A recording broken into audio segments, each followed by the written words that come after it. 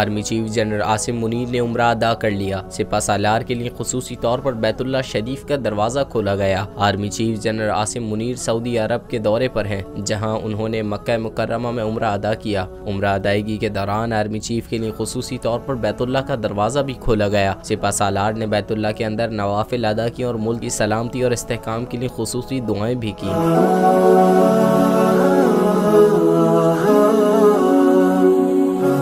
Army chief general Asim Munir ने Saudi Arab के वली अहद और वजीर आज़म मोहम्मद बिन सलमान से मुलाकात भी की। सऊदी मीडिया के मुताबिक वली अहद मोहम्मद बिन सलमान ने Pakistani army chief general Asim Munir का इस्तकबाल किया और जनरल आसिम मुनीर को आर्मी चीफ बनने पर मुबारकबाद दी। मुलाकात में दो तरफा ताल्लुकात मुस्तहकम बनाने और फौजी व दिफाई ताउन को फ़रोग़ देने पर इत्तेफाक किया।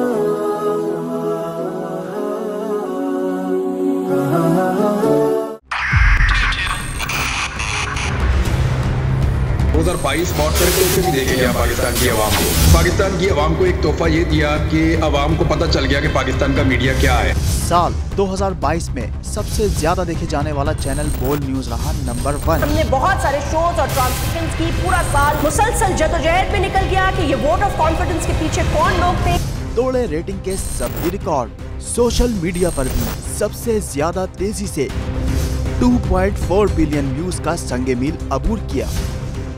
एंकर्स को भी आवाम में सबसे ज्यादा मकबूलियत मिली और सोशल मीडिया पर भी बोल रहा सब पर भारी।